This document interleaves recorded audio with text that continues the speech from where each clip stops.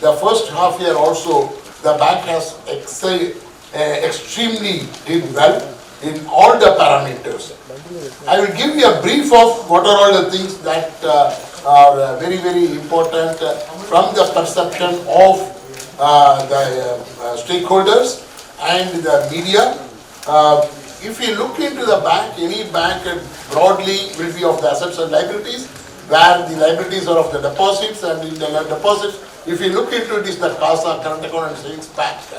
The CASA has grown by 15.33% in the first half year. This makes me a low cost deposit. My cost of deposits are brought down with this increase. This has directly resulted in increased net interest income. The net interest income is nothing but the interest income less the interest expenditure, and the net interest income has gone up by 18% during the first half year. The operating profit of the bank has gone up by about 11%. All these are in comparison with the H1 of the previous year, that is 21-22. The operating profit has gone up by 11% to 764 crore. The net profit of the bank has gone up by 27% about, more preciously 26.63% to 497 crore. This is one of the highest ever of yearly profits, a jump of 26.63%. So this is on the top line. I said the CASA, I said the net interest income has gone up, the operating profit has gone up, the net profit has gone up. When I come to the asset quality, both the gross NPA and net NPA have come down substantially. The gross NPA has come down to 1.70% from 3.31% a year back. And the net NPA has come down to 0.86% from 1.82%. It shows the strong asset quality what the bank has. The other parameter which is very important for a bank is the return on assets and the return on equity. This is what the investor look into at the end of the day. What is my return? I am happy to share with my media friends that the return on assets is at 1.93 and the return on equity is at 16.84. These have increased from 1.63 and 16.53. At this juncture, I want to inform you that the bank came out with an IPO very recently. The bank could mop up around 800 crores through the IPO. In spite of the increase in the capital, the return on equity has increased to 16.84% annualized as on 30th of September 2022. The cost to income ratio is another efficiency ratio which is measured for the performance of the bank. The cost to income ratio has come down to 42.02% from 43.48%. The other efficiency ratio or the cushion what the bank has normally will be measured from the provision coverage ratio. The provision coverage ratio has increased to 88.58% from 80.5%, which clearly indicates that the bank has enough cushion to fall upon in case of exigencies and emergencies. Yet another efficiency ratio is the net interest margin. The net interest margin is at high level of 4.47%, which has increased from 4.04%.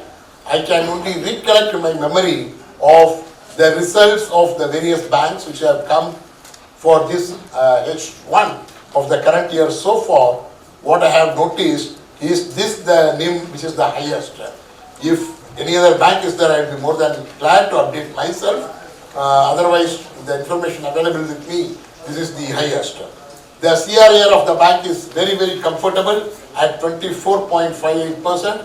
As I said, the capital which has been mobilized recently, and also, of course, I have not factored even the profit as per the Reserve Bank of India guideline. There are provisions that I can factor the profit also with certain conditions. Though I am complying with your conditions, I have not factored. Even without factoring the profit that has been earned during the first half year, my CRAR is at 24.58%. This gives me a good scope and headroom for business expansion. I am also happy to share with my print media, which already I have shared with the media people and also the stock exchange, that there was a restriction on the bank by the Reserve Bank of India on the opening of the branches. On the 21st of October, the Reserve Bank of India has lifted the restrictions. The bank is set free to expand. We will be expanding our footprint cautiously and calculatively so that ultimately the interest of all the stakeholders are protected and enhanced on a continuous basis. So these are some of the highlights of the performance of the bank. The PowerPoint will be available in the website of the bank very shortly because of the regulatory requirement that first it should go to the stock exchange. There is a time lag. Otherwise, it will be available in a very short time, and I will request my people, particularly the attractors who are coordinating, to help you to get this also. And the highlights are also being given as a press release input to you. I'll be more than happy to take questions from you, if any, and give clarifications on that. With that, I will stop here. I will request my CFO, if he has something to add, he can, otherwise I will take the questions from you. Thank you very much. Thank you. I can give a few more efficiency ratios which the media may be interested.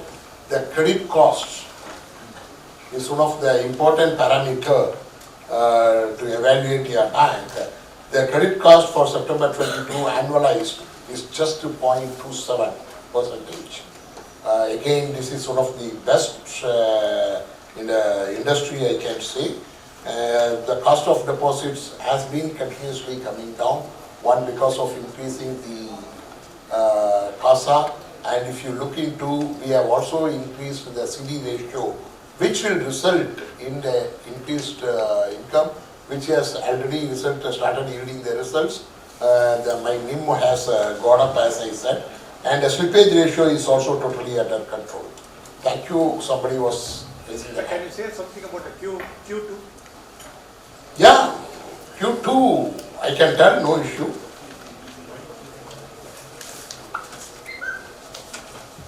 See, Q2, my business in Q1, CASA was, the total advances, I'll go to the advances. The advances was 33,800 crores and it has gone up to 34,900 crores in Q2 in a period of 3 months. If I look into the profitability, the operating profit has gone up from 374 crore to 389 crore and the net profit has gone up from 234 crore to 262 crore. While the gross NPA is almost flat, 1.69 and 1.7, which is as good as flat, the net NPA has come down from 0.93 to 0.86. So these are some of the ratios which are very, very critical for your bank. So even in Q2 we have performed well, and we continue to focus on the retail. The strength of the bank is the RAM segment.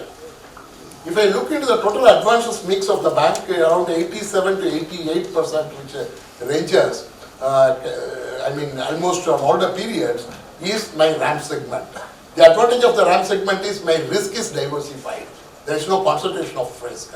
So the risk is diversified. That is one of the reasons for the lower slippage ratio and also the low credit cost. The bank is able to maintain its asset quality. The RAM, in the RAM segment, since you asked about the Q2, I can give, the retail sector has, advances have gone up to 7,127 crore from 6,853 crore. The agriculture is marginally increased and the MSME sector has also increased by about 200 crore. So this is what in Q1 to Q2 as the advances mix is concerned. As I said, the overall RAM segment constitutes 87%. In both the quarters, it was 87 point something, 87.5 or something in the June, and it is 87.4 or 87.3 like that in September. When I round it off, it may be 88 and 87. So this is the mix as far as that is concerned.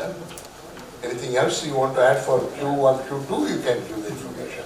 Q2 ROA is around is exactly 2% and return on equity is 17.8. NIM is also 4.4.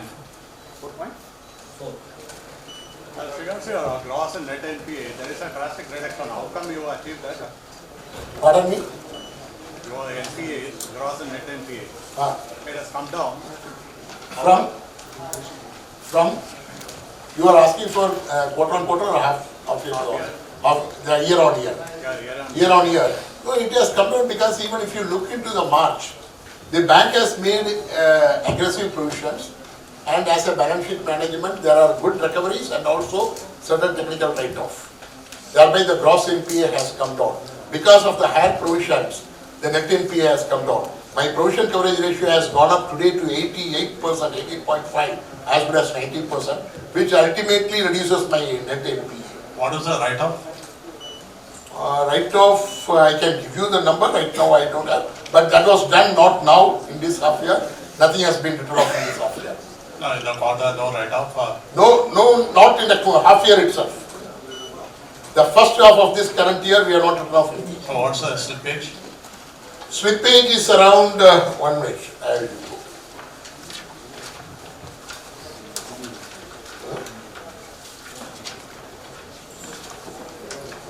Should be around 200 crore if my memory is right. I will give you the exact number. Can you share for the Q2 also? I will give. I will give separately. Is 216 crores. That is what is my memory, but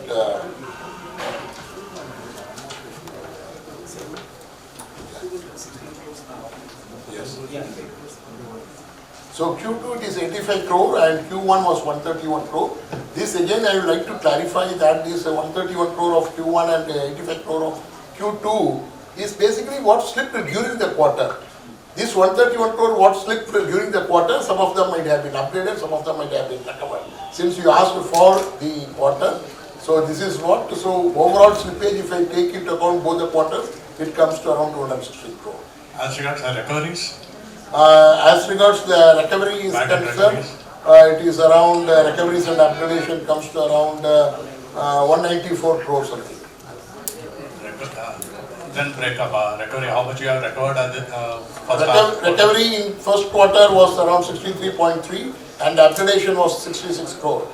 In Q2 the recovery is 45 crore and the upgradation is around 20 crore. This will be available in the presentation. There is a small, there is a slippage in your treasury income and corporate income during this quarter, right? That is basically because of, you know, the mark-to-market concept. Because of the yield hardening, there will be a depreciation on the investments. Now this depreciation on the investments and also the trading profit comes down. When the market is volatile and rates are getting hardened, the treasury income comes down. In fact, if you look into, despite the market odds, and this is not specific to TMB, this is the industry, where the entire globe is facing that type situation. Despite that, the TMB has performed well and is able to show a better results of increasing the profit by around 27% in the first half year. With regard to increase in repo rate. Pardon me? With regard to increase. RBI has been increasing the policy rates. Yes. How much you have transferred the policy rate to your... No, in fact, we have been withstanding without pausing on, but the ALCO of the bank will be meeting very shortly. We'll be taking a call on that because very recently there was a steep hike, so the bank is working on that. The ALCO of the bank will be meeting maybe by the end of this month or the first week of November, and we will be taking a call on that. How much of that will be passed on to the borrowers? That ALCO has to decide, sir. As and when it is, I will definitely keep you informed. What about the deposits? Deposit also based on the market trend we will be revising. That also the ALCO will be coming out very shortly. Deposit rate also will be increased. So that's October 21, 2022. RBI has lifted the restrictions Yeah. Restrictions on opening new branches. So if you look at your branches, out of 509, about 370, that is 72% are in Tamilnad. We don't see this as a risk because 72% of your bank branches are concentrated within a state. And are you looking at de-risking model? Okay. That is my first question. The second question is, since 2019, RBI has been imposing penalty on you. That is 2019, 18 and 17. Would you please update on what is those? Would you please update on that? Okay. I will answer first question. It is how one views. It is a statement of fact that around 375 branches of mine out of 509 is situated in Tamil Nadu. If I look by number and say that it constitutes this much percentage, and if it is above this percentage, there is a concentration risk. You are absolutely right.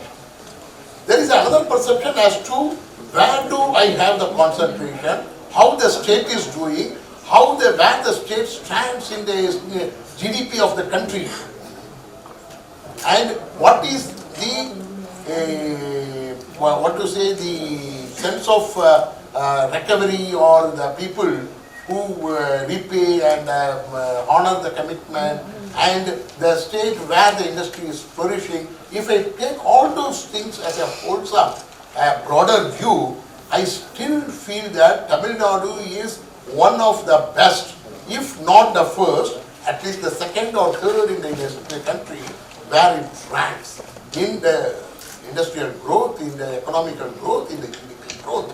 Hence, I do not, just because of the number, will conclude that there is a concentration risk. Having said, I am not discounting what you said also. So the bank will be taking a calculative, informed decision as far as the expansion is concerned. As I said, we will be expanding in a place where I have potential, where I will be able to have a quick break-even. As far as the second question is concerned, you are asking about 2019 and other things. I am not able to recollect what the ban. RBI has not been imposing penalties since 2017, 18, 19 like that. The RBI has imposed some penalty long back.